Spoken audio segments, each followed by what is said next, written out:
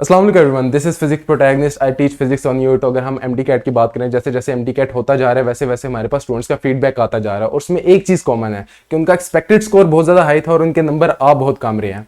मैं इस क्लेम को निगेट भी नहीं कर सकता लेकिन इसको सपोर्ट भी नहीं कर सकता। इस क्लेम को उसी सूरत में सपोर्ट किया जा सकता है कि जब हमारे पास एमडी कैट का डाटा आएगा कि फलाने नंबर पे इतने नंबर स्टूडेंट्स से इतना स्कोर आया इतने स्टूडेंट्स का, तो हम उसको पिछले साल से अगर कंपेयर कर पाए तो उसी सूरत हम कोई नतीजा निकाल सकते हैं कि जैसे कि पिछले साल 180 प्लस 5,000 स्टूडेंट्स थे और यही वो 5 लाख लोग थे जिनका एडमिशन सिक्योर हुआ।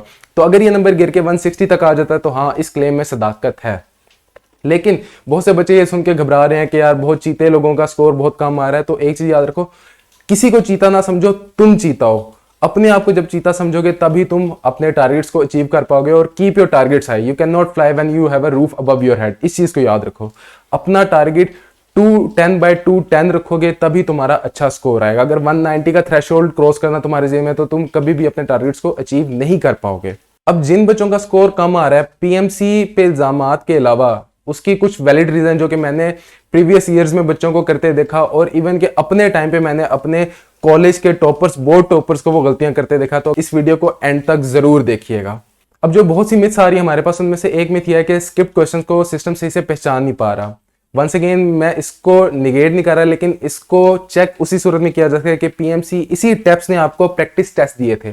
अगर तो उन प्रैक्टिस टेस्ट में आप देखते हो कि आपने स्किप क्वेश्चन किया और बाद में उनको रिस्पॉन्ड किया तो उनमें आपने डी लगाया लेकिन सिस्टम कह रहा है सी, तो हाँ, उस सूरत में सिस्टम में मसला है। लेकिन अगर सिस्टम वहां पे सही काम कर रहा है, मुझे नहीं पता कि आप अपना रिस्पॉन्स वहां पे देख सकते हो नहीं, लेकिन अगर तो आप देख सकते हो और वहां पे कोई मसला नहीं आ रहा तो ये मसला फाइनल एमडी कैट में भी नहीं होगा, क्योंकि वही सेम कंपनी वही सेम सिस्टम के थ्रू आपके टेस्ट कंडक्ट करवा रही है। उसके बाद एक और हमारे पास जो बहुत वैलिड रीजन आता है वो है out of the syllabus MCQs का।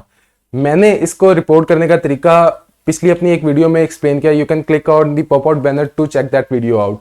उसके अलावा अपने इन एमसीक्यूज को जरूर रिपोर्ट करना है। अगर मेरे पास एक एमसीक्यू की 50 रिपोर्ट्स आ जाती हैं कि 50 स्टूडेंट्स क्लेम कर रहे हैं कि वो एमडी कैट में आए थे और उन्होंने ये एमसीक्यू अटेम्प्ट किया और ये आउट ऑफ द कोर्स था, तो मैं खुद एज अ पिटिशनर कोर्ट में पीएमसी के खिलाफ जाऊंगा। लेकिन उसके लिए आपको रिपोर्ट करना लाजिम होगा। मेरे ही एक स्टूडेंट ने मुझे रिपोर्ट किया कि हाँ, क्वार्क जो कि out of the syllabus topic है उसमें से एमसीक्यूज आ रहे हैं।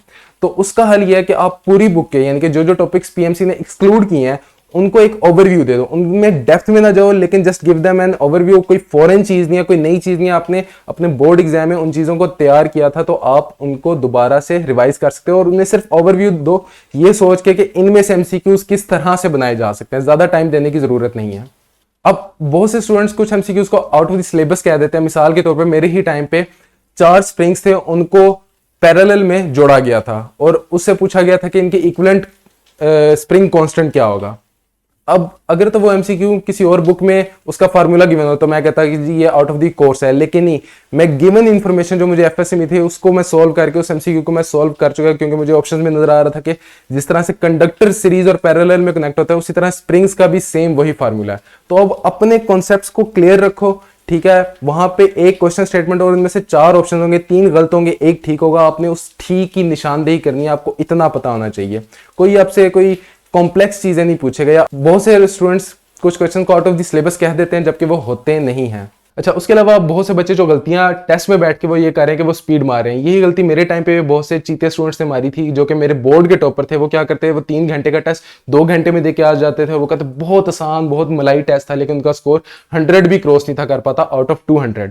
उसकी मसला क्या होता है, एमसीक्यूज क्वेश्चन में कुछ ट्रिक्स होती हैं। मिसाल के तौर पर पूरी स्टेटमेंट लिख के एंड पे नोट लिख के उस पूरी स्टेटमेंट को ही फ्लिप कर देता है, या 2 दफा नोट लिख के उसको डबल फ्लिप करके पॉजिटिव कर देता है। तो इस तरह की कुछ ट्रिक्स। उसके अलावा उसने 4 ऑप्शंस दिए, उन ऑप्शंस में से उसने 3 रैंडम गलत ऑप्शन दिए। उसने वो 3 ऑप्शन इस तरह से डिजाइन किया कि बहुत से स्टूडेंट उन गलत ऑप्शंस की तरफ भी जाएं। अब इसकी एग्जांपल पीएमसी का इस साल का ही एक एमसीक्यू बहुत प्यारा था जो कि था एक्सेलरेशन इज। तो पहली ऑप्शन हमारे पास आती है rate of change of velocity, दूसरी ऑप्शन आती है time rate of change of displacement, तीसरी ऑप्शन आती है time rate of change of velocity. अब यहाँ पे करेक्ट ऑप्शन इन्हीं 3 में मौजूद है, लेकिन चौथी ऑप्शन वो बड़ी प्यारी डाल के 90% ऑफ दी स्टूडेंट इस डी ऑप्शन को मार्क करते हैं, जो कि गलत थी। ये क्या थी? बोथ ए एंड सी। अब स्टूडेंट को क्या लग रहा है कि बोथ ए एंड सी में सेम बात कर रहा है, और उन्होंने 90% लोगों ने डी मार्क किया, जबकि 0% लोगों ने इसको सी मार्क किया। और ये रिजल्ट है आउट ऑफ 15 अटेम्प्ट्स, यानी कि 15 लोगों ने इस एमसीक्यू को अटेम्प्ट किया और उनमें से किसी एक ने भी इसको ठीक नहीं किया। और ये बहुत ही सिंपल एमसीक्यू था, लेकिन छोटी सी ट्रिक बहुत से स्टूडेंट्स को गलत ऑप्शन की तरफ लेगी। तो इस तरह से आपने स्पीड बिल्कुल भी नहीं मारनी।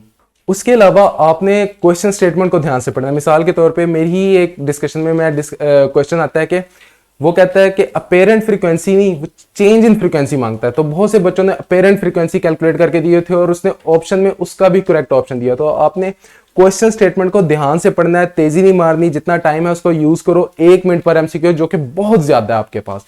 उस टाइम को पूरा यूटिलाइज करना है आपने। उसके अलावा बहुत से स्टूडेंट्स को ये मसला आता है कि फिजिक्स में एक्सप्रेशन किस तरह से ड्राइव करें। मिसाल के तौर पे काइनेटिक एनर्जी और मोमेंटम को आपस में रिलेट कैसे करें।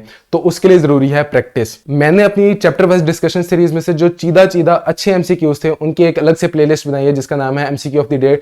आप यहाँ पे क्लिक करके उस प्लेलिस्ट को भी एक्सेस कर सकते हैं। उसके अलावा अगर आपको स्ट्रेटेजी बनाने में मसला आ रहा है तो आप जिशान की video last day tips of NMD CAT भी देख सकते हैं, जिसमें आपको अपनी लास्ट डे में क्या स्ट्रेटेजी बनानी है उसमें हेल्प आउट हो सकती है। Thank you so much everyone.